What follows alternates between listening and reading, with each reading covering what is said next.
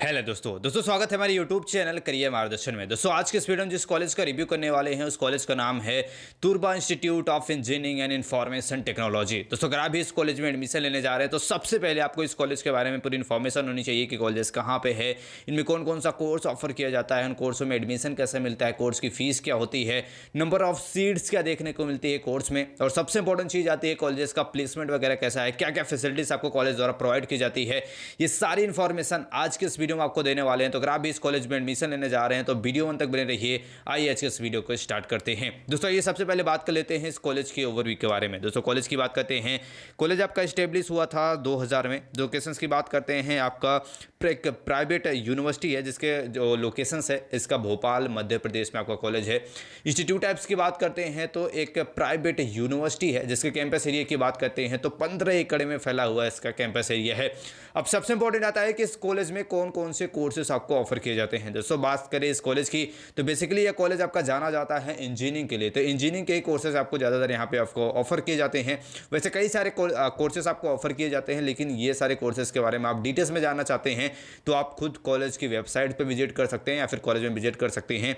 यहाँ पे जो बेसिकली जो मेन कोर्स ऑफर किया जाता है वो होता है आपका इंजीनियरिंग का। तो इंजीनियरिंग में कौन कौन से ब्रांचेस में आपको कोर्सेज ऑफर किए जाते हैं उसके बारे में थोड़ा सा बात कर लेते हैं। दोस्तों बात करते हैं आपके इंजीनियरिंग में, तो बीटेक में यहाँ से आप कंप्यूटर साइंस एंड इंजीनियरिंग कर सकते हैं, सिविल इंजीनियरिंग में बीटेक कर सकते हैं, मैकेनिकल इंजीनियरिंग में कर सकते हैं, इलेक्ट्रॉनिक एंड कम्युनिकेशन में कर सकते हैं, electrical and electronics, information technologies के साथ साथ एआई या फिर डाटा साइंस के फील्ड में यहाँ पे आप बीटेक कोर्स को कर सकते हैं। तो इसके साथ साथ यहाँ पे एमटेक कोर्स भी आपको ऑफर किया जाता है। अब एमटेक किस में कर सकते हैं तो एमटेक में भी आप computer science and engineering, digital communications, इसके साथ साथ एनर्जी टेक्नोलॉजी, इसके साथ साथ स्ट्रक्चरल इंजीनियरिंग, इसके साथ साथ थर्मल इंजीनियरिंग, ये टॉप लेवल के आपके स्पेशलाइजेशन होते हैं। आप एमटेक में ये सारे में से कोई भी एक आप स्पेशलाइजेशन कर सकते हैं। अब इंपॉर्टेंट आता है इन कोर्सों की फीस क्या लगती है, एडमिशन कैसे मिलता है, नंबर ऑफ सीट्स वगैरह कितनी देखने को मिलती है। सबसे पहले बात करेंगे हम एडमिशन प्रोसेस के बारे में। एडमिशन की बात करते हैं तो आप जेईई मेंस के एग्जाम के थ्रू एडमिशन ले सकते हैं बीटेक में, या फिर आप चाहें तो आप एमपीपेट का जो एंट्रेंस एग्जाम होता है उसे भी दे सकते हैं, या फिर 12th के बेसिस पे भी आपको एडमिशन मिल जाता है। यानी कि आपने जेईई मेंस का एग्जाम दिया हुआ है तो आसानी से एडमिशन मिल जाएगा, या फिर आपने एमपीपेट का एग्जाम दिया हुआ है तो उसके भी कट ऑफ के अनुसार आपको एडमिशन मिल जाता है। साथ ही साथ 12th की बेसिस पे एडमिशन मिलता है, यानी कि अगर आपने अच्छे से 12th पास किया है, 12th में अच्छा परसेंटेज है, 12th में आपका फिजिक्स केमिस्ट्री मैथ सब्जेक्ट है, तो आप यहां से बीटेक कोर्स में आसानी से एडमिशन ले सकते हैं। वही एमटेक कोर्स करने जा रहे हैं तो गेट एग्जाम दे सकते हैं, या फिर आपके पास बीटेक कोर्स की डिग्री है तो एमटेक कोर्स में भी आपको आसानी से एडमिशन मिल जाता है। लेकिन आपका ग्रेजुएशन में परसेंटेजाइल जो आपका होता है, परसेंटाइल होता है, सीजीपीए आपका होता है, वो काफ़ी अच्छा होना चाहिए। अब इंपॉर्टेंट आता है इन कोर्सों की फ़ीस क्या लगने वाली है। बीटेक कोर्स की फ़ीस की बात कर लेते हैं। सबसे पहले तो 2,40,000 रुपये आपको बीटेक कोर्स की फ़ीस पड़ने वाली है।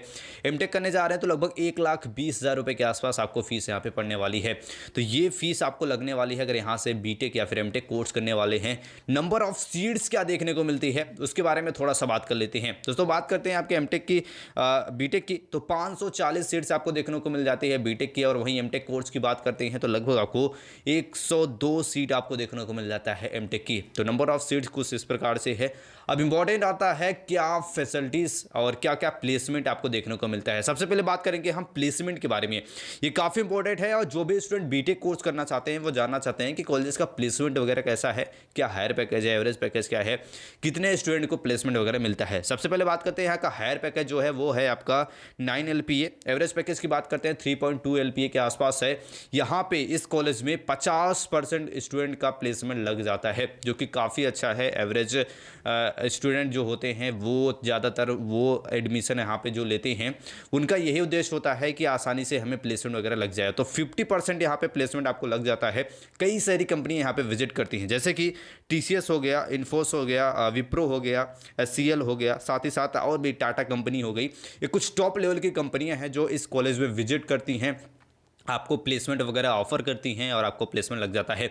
बेसिकली जो कंपनियां यहाँ पे आती हैं वो ये सारी चीज़ें देखती हैं कि आपके पास स्किल्स कैसा है, आपने पढ़ाई के दौरान आपका CGPA वगैरह कैसा है, आपके पास कौन सी नई नई स्किल्स है, वैल्यूएबल स्किल्स जो आप कंपनी में वैल्यू ऐड कर सकते हैं, कितना ऐड कर सकते हैं, वो सारी चीज़ें भी काफ़ी ज़्यादा डिपेंड करती है जब आप प्लेसमेंट में बैठते हैं। तो ये सारी चीज़ें भी आप ध्यान में रखिए कि आप पढ़ाई भी अच्छे करिए।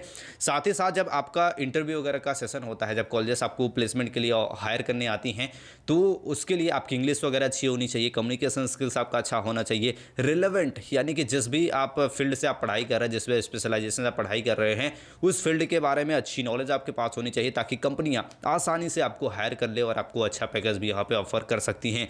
अब इंपॉर्टेंट आता है क्या क्या फैसिलिटीज इस कॉलेज और आपको प्रोवाइड की जाती है। फैसिलिटीज़ की बात कर लेते हैं थोड़ा सा दोस्तों। फैसिलिटीज़ की बात करते हैं तो लाइब्रेरी, हॉस्टल हो गया, कैफेटेरिया हो गया, स्पोर्ट कॉम्प्लेक्स हो गए, हॉस्पिटल, मेडिकल फैसिलिटीज़, यानी कि जो बेसिक फैसिलिटीज़ हर कॉलेजेस में आपको लगभग देखने को मिल जाती है वो सारी ये फैसिलिटीज़ इस कॉलेज में भी आपको देखने को मिल जाता है। ओवरऑल कॉलेज की बात करते हैं तो अगर आप बीटेक कोर्स करने जा रहे हैं, इंजीनियरिंग कोर्सेज करना चाहते हैं, बीटेक करना चाहते हैं, एमटेक करना चाहते हैं, तो ये कॉलेज आपके लिए one of the best college हो सकता है। अगर आप किसी प्राइवेट इंस्टीट्यूट की सर्च में हैं जहाँ पे फीस कम लगे और प्लेसमेंट भी थोड़ा अच्छा मिल जाए, तो उस नज़रिए से ये कॉलेज आपके लिए काफ़ी बेस्ट कॉलेज हो सकता है। आई होप इस कॉलेज के बारे में जो इन्फॉर्मेशन में दी है सारी चीज़ आप अच्छे से समझे होंगे।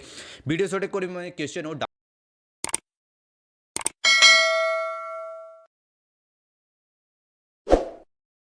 ये, जय हिंद।